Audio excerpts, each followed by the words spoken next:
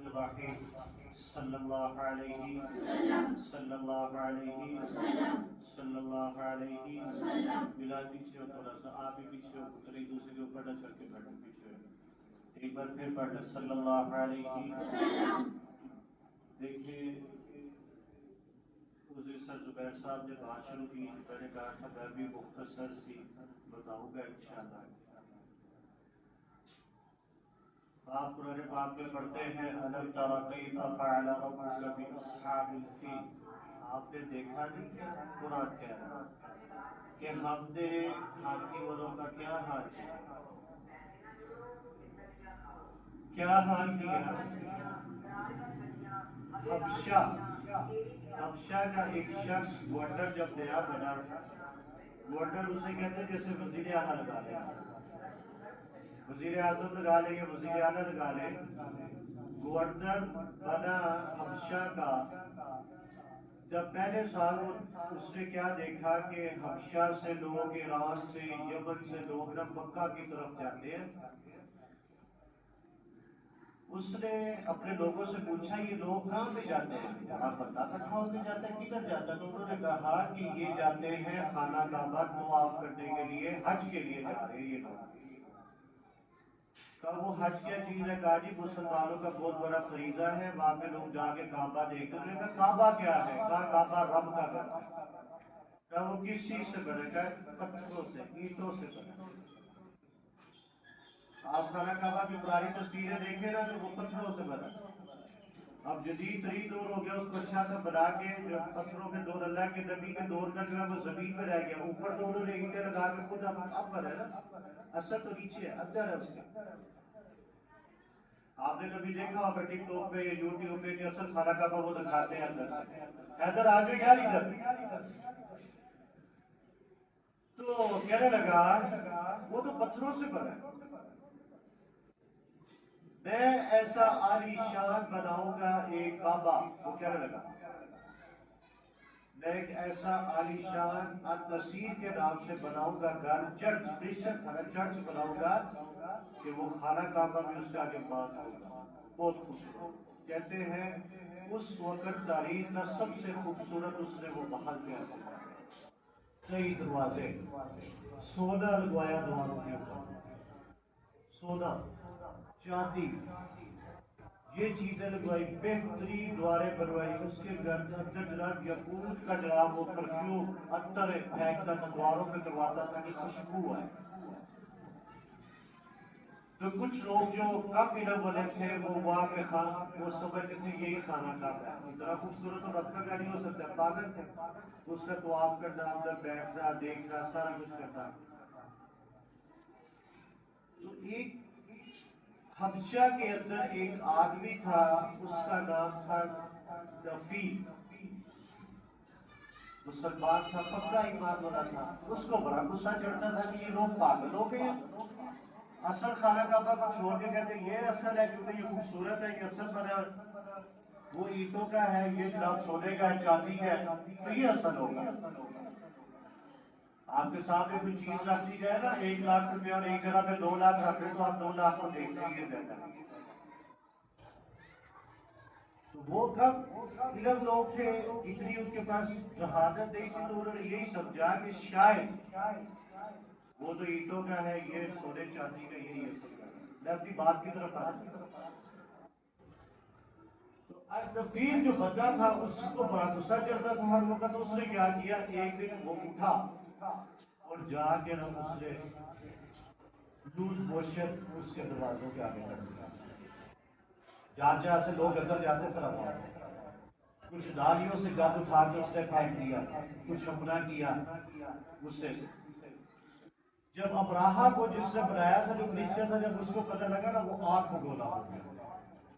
اب صفائی کرتے ہیں نا چھٹی ٹائم، حیدر ہوتا ہے، عبد الوہاب ہوتا ہے، کوئی گندی جوتی لے کے آتے نا، سارے اس کو شروع ہو جاتے ہیں، اندر صفائی کی ہے، وائپر پھیرا، تو پھر گندے پاؤں لے کے آتے، غصہ چڑھتا ہے، کیوں کام کیا؟ تو اس کو بھی غصہ چڑھا کہ میری بنائی چیز کو کسی نے جناب کوشش کر دی ہے، گند ڈال دیا، غصہ تو چڑھتا تھا۔ بعد میں سنا اس نے کہا یہ پکی بات ہے، یہ کوئی عرب سے آدمی آیا تھا، جو خانہ کعبہ کو مارنے والا اس نے میرے گھر کو گندا کیا، میں اس کو نہیں چھوڑوں۔ اس نے یمن اور ایران والوں کو خط لکھا کہ مجھے ہاتھی بھیجا جائے، محمود نام کا ہاتھی تھا، اور کہتے ہیں کہ اس دور کا سب سے بڑا ہاتھی، اس کے بعد اتنا بڑا ہاتھی دنیا میں آیا، تاریخ میں لکھا گیا، بہت بڑا ہاتھی، کہتے ہیں اسے دیکھ کے خوف آ جاتا تھا، اتنا بڑا ہاتھی، پہلا اور آخری کہتے دنیا میں وہ ہاتھی تھا، اتنا بڑا۔ اس نے اپنا قافلہ تیار کیا اور کہا کہ میں مکہ کے اوپر حملہ کروں گا، جو مرضی ہو جائے، مکہ کو نہیں میں چھوڑوں گا، خانہ کعبہ توڑ کے آؤں گا میں آج۔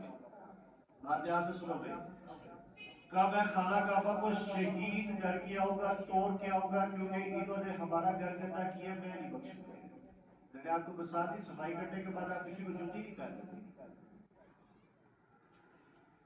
وہ کعبے کی طرف چل پڑا۔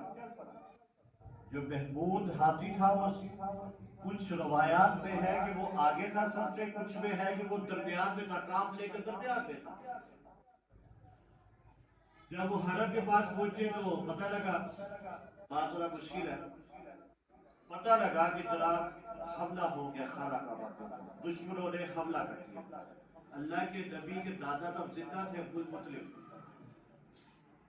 تو انہوں نے کیا کیا، خانہ کعبہ کو چھوڑا اور جا کے ہیرا کے پہاڑ کے اوپر پناہ لے لی، چھپ گئے، بیٹھ گئے۔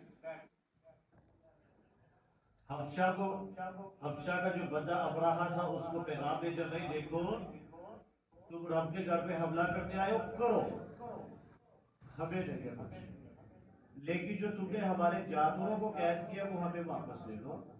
بات یہاں سے سنو بھائی، وہ ہمیں واپس لے لو۔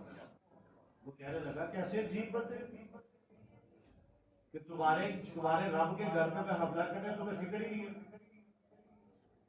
کہا حضرت عبد المطلب نے کہا بھائی وہ رب کا گھر ہے، رب کو پتہ نہ مجھے کس طرح بچانا، تم اتنا بڑا لشکر لے کے آئے ہو، ہاتھیوں کا لشکر لائے ہو، ہم تمہارا مقابلہ کیا کریں، ہم تو تھوڑے سے تمہارے پاس اتنا ہمارے غریب مال ہے، نیزے ہے، تلواریں ہیں، پتھر ہے، سب کچھ ہے، ہم تمہارا کیا بگاڑ سکتے ہیں؟ تو جس کا گھر ہے وہ خود بچا لے گا۔ جب محمود ہاتھی کو کعبے کی حدود کے اندر گھسایا گیا رہا، اس نے بریک لگا دی، بولا کہ بحری گر کے جا، بارہ ڈنڈے سوٹے اس کو مارے، وہ آخر کہاں سوچے ہوئے بھی رکھے، بڑی ٹیل لگائی ہاتھی کے ساتھ، انہوں نے ہاتھی بیٹھ گیا زمین پہ، اس کو ضربے لگائی گئی، ہاتھی کا دماغ پہ بانٹتے چلانے کے لیے۔ ہاتھی کی سب سے کمزور چیز دماغ ہے، اور کے پاس ایک نکیلی چیز ہوتی ہے، وہ اس کو چباتے ہیں جس سے ہاتھی ان کی بات مانتا ہے۔ پہلی بار آپ نے سنی ہوگی، انہوں نے ہاتھی کو بڑا کچھ کیا، ہاتھی صاحب زمین سے نہیں تھے۔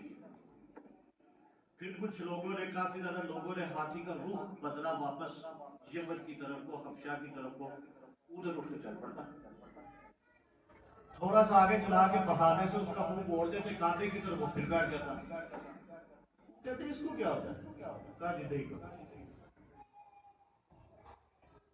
انہوں نے کہا، اس بدتمیز شخص نے، ابراہا نے کہا اس کو شراب پلاؤ، اتنی شراب پلاؤ تو یہ ٹوٹ ہو جائے، اس کو پتہ ہی نہ لگے میں کیا کر رہا ہوں، اس کو ہم کعبے میں لے جائیں۔ اللہ سب کو خانہ کعبہ بلائے، خانہ کعبہ کی جہاں سے دور شروع ہوتی ہے نا، میں تو الحمدللہ 3 بار گیا، اوپر ہی لگتی ہے دور، رک نہیں، ٹوڑی جاؤ ٹوڑی جاؤ۔ تو اس نے کہا میں نہیں جاؤں گا جو مرضی ہو۔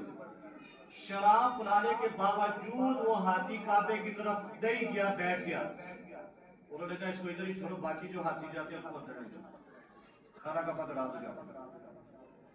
غصے میں تھا بڑا۔ تو کیا ہوا کہ حضرت عبد المطلب، اللہ کے نبی کے دادا نے اللہ سے دعا مانگی، یا اللہ تو اپنے گھر کو بچا لے، ہم کچھ نہیں کر سکتے۔ اللہ نے ابابیلیں بھیجی، اتنی سی ہوتی ہے، آپ نے دیکھی ہوگی، لمبی سی چونچ ہوتی ہے، پتلی سی چونچ، وہ دریا کے پاس سے پوری چھوٹی چھوٹی ککڑیاں لے کے، سر زبیر صاحب نے بتایا تھا پرسوں، چھوٹی چھوٹی ککڑیاں لے کے، چڑیا کی جتنی ہے، چڑیا سے تھوڑی سی بڑی ہے، لمبی سی اس کی چونچ ہے، 2-3 انچ کی چونچ ہے، دو تین اینچ کی چونچ کے اندر تین چھوٹے چھوٹے سے پتھر رکھ، اتنا بڑا پتھر کوئی ایڈا بڑا تو چپ نہیں سکتا، اتنا اتنا پتھر انہوں نے اٹھا کے اپنی چونچوں کے اندر لے کے وہ ہوا میں اڑے، اور اتنی اڑی کہ ایسا لگتا تھا جیسے ٹڈیوں کی کوئی بمبار ہو گئی۔ ٹڈیاں کبھی کہیں پہ حملہ کرے نا فصل کے اوپر، جو پٹ کے ہے پوری فصل کھا جاتی ہے ٹڈیاں، جو پٹ کے ان کو پتہ ہے تباہ کر جاتی ہے فصل، اتنی ٹڈیاں۔ تو تاریخ میں لکھا گیا کہ ایسے وہ ابابیلیں جیسے ٹڈیاں آ گئی ہے ہوا میں اڑ رہی ہے، اور وہ ہوا میں اڑتی آتی ہے، تو وہ ابابیلیں تین پتھر چھوٹے چھوٹے لے کے اپنے منہ کے اندر الم یجعل کیدہم فی تضلیل وارسل علیہم طیرا ابابیل، چھوٹے چھوٹے پتھر لے کے مجھے بھائی انہوں نے کیا کیا، وہ خانہ کعبہ کے ارد گرد پہنچ چکے تھے پر ابھی خانہ کعبہ کو نقصان ہی تھا پہنچایا، وہ اپنا منہ کھولتے تھے، آدمی کے دماغ میں پتھر گھستا تھا، نیچے سے نکلتا تھا، نیچے ہاتھی کے اندر سے بھی نکلتا تھا، وہ ادھر ہی ختم۔ حیران کی والی بات نہیں ہے کہ آپ نے ایک اتنے سے پتھر سے آدمی بھی مار دیا، ہاتھی بھی مار دیا، یہ اللہ کا کمال ہے، یہ اللہ کرتا ہے، دن کو بھی تو رات میں بدل دیتا ہے، یہی سورج ہے، یہی زمین، یہی بادل ہے، گرمیوں میں تین دن دوپہر ہی ختم ہوتی، اب ظہر عصر مغرب اکٹھی آتی ہے، پتہ نہیں لگتا کیا ہوا ہے، وہی رب ہے جس نے جن کو شارٹ کر دیا۔ میں روزہ رکھتا ہوں 12 گھنٹے کا روزہ، اس دن گھر میں بات ہو رہی، میں نے کہا بھائی 12 گھنٹے کا روزہ ہے، اور گرمیوں میں یہی روزہ 17 گھنٹے کا، دن ہی ختم ہوتا، وہی رب ہے۔ تو اللہ نے ابابیلوں کو بھیج کے پتھر اوپر سے ہاتھیوں کے اوپر پھینکوائے، تو وہ آگے ان کے اوپر گرتے تھے، خالی یہ نہیں کہ وہ بڑھ جاتے تھے، سکڑ جاتے تھے، اور ایسے ہوتا تھا جیسے کھانے کے بعد کوئی چیز کو پھینکا جائے، بھوسا، توڑی نہیں ہوتی، توڑی جیسے توڑی کو آپ اگر نیلو کر دیتے، ایسے اللہ نے ان کو بھوسا بنا دیتا تھا جب پتھر گرتے تھے، تو اللہ نے ایسے خانہ کعبہ کو پھینکا۔ محمود ہاتھی تھا جو وہ خانہ کعبہ کی حدود میں داخل نہیں تھا ہوا، وہ اس جنگ میں بچ گیا۔ جو ابراہا تھا، آخری بار ٹائم پورا ہو گیا، 1:30 بج گیا، ابراہا نے دوڑ لگا دی دیکھ کے کیا کیا ہے، اس نے دوڑ لگائی، اللہ نے اس کو عبرت کا نشان بنانے کے لیے، جناب وہ بھاگ رہا تھا، اس کا ہاتھ گرا، پہلے بھاگ رہا جناب سا کان گر گیا، دوڑ رہا اس کو پتھر نہیں، بازو گر گیا جناب، کہیں سے کچھ نیچے گر گیا، مطلب کہ کہتے ہیں کہ ایک ایک جسم کا پرزہ اس کا اتر کے گر گیا۔ میں تو بتا رہا ہوں آپ کو، مثال دے کے کان اتر گیا، آنکھیں بھی نکل گئی، ہونٹ اتر گئے، دانت نکل گئی، انگلیاں نکل گئی، بازو نکل گئی، لگ کہ وہ کعبے کی حدود کے اندر ہی بھاگتا بھاگتا اللہ نے اس کا ایک ایک ذرہ علیحدہ کر چھوڑا، مار چھوڑا۔ تو کوئی آپ سے پوچھ لے کہ اللہ تعالیٰ کئی فقال ربو کا کیا مطلب ہے، تو انہیں بتا سکے کہ اللہ کے نبی کے دنیا میں 50 سال آنے سے پہلے، اللہ کے نبی تو دنیا میں اس کے بعد 50 سال بعد آئے تھے، سوری اس کے کچھ عرصے بعد آئے تھے، کیونکہ دادا ابو بھی تھے، ان کے کچھ عرصے بعد، میرے ذہن میں نہیں کتنے عرصے بعد آئے تھے، تو آپ سے کوئی پوچھنا تو انہیں بتا سکے کہ بھائی کہ ابابیلوں نے آ کے خانہ کعبہ کو بچایا تھا، اس کے بعد بھی کئی بار حملہ ہوا ہے، کئی بار، لیکن اللہ نے بچایا۔ ٹھیک ہے جی، آپ کو سب بات رات مشکل بھی تھی، لمبی بھی تھی، تو اللہ کچھ بھی کر سکتا ہے۔ ٹھیک ہے جی، سمجھ لگی؟ الحمدللہ رب العالمین والصلاۃ والسلام علی سیدنا محمد۔ جتنی بات سمجھ رہا ہے تو ذہن میں رہنے کی توفیق عطا فرمائے۔ چھوٹا بچوں کے جو کل ایک پرسوں امتحانات شروع ہو رہے ہیں، اللہ سب کو کامیابی عطا فرمائے۔ آپ کے بھی 16 دسمبر کو امتحان ہے، اللہ کو بھی کامیابی عطا فرمائے۔ اللہ فجر کو جلد اگلی رات چلنے ترقی نصیب فرمائے، اللہ ساری اولاد فجر کا ثواب عطا فرمائے، آمین آمین اجمعین۔